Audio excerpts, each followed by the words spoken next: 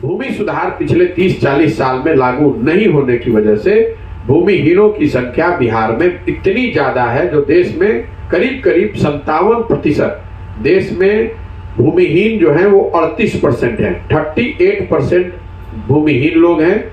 बिहार में वो संख्या करीब करीब 58% है। और ये सीधे तौर पर दिखाता है कि यहाँ पर भूमि सुधार कानून लागू नहीं हुआ। बड़े संख्या में लोग जिनके पास जमीन मिलना चाहिए था, उनको जमीन नहीं मिली। और ये वो जमीन है जहां भूदान आंदोलन शुरू हुआ है। आप अंदाजा लगाइए कि जिस राज्य से भूदान आंदोलन शुरू हुआ, वहां पर आज देश में सबसे बड़ी संख्या भूमिहीनों की है। मैं पश्चिम चंपारण का आपको एक आंकड़ा बता रहा हूं।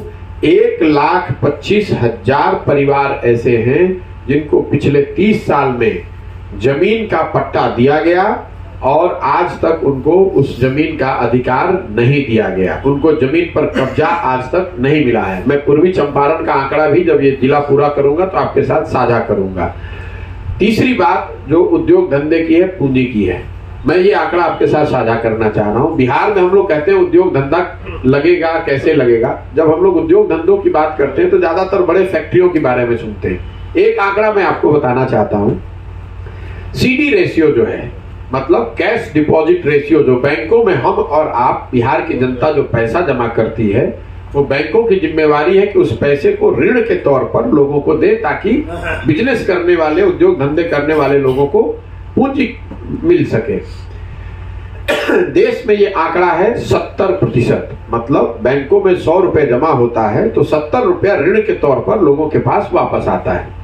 जो देश में अग्रणी राज्य हैं, तमिलनाडु है, आंध्रा है, कर्नाटक है, महाराष्ट्र है, वहां पर ये जो प्रतिशत है वो 90 से ऊपर है। मतलब अगर 100 रुपए जमा हो रहा है तो 90 रुपए ऋण के तौर पर वहां के लोगों को मिल रहा है। बिहार में ये आंकड़ा है 40%। सीडी रेशियो बिहार का है 40%। अब इसका मायने मैं आपको समझाता हूं।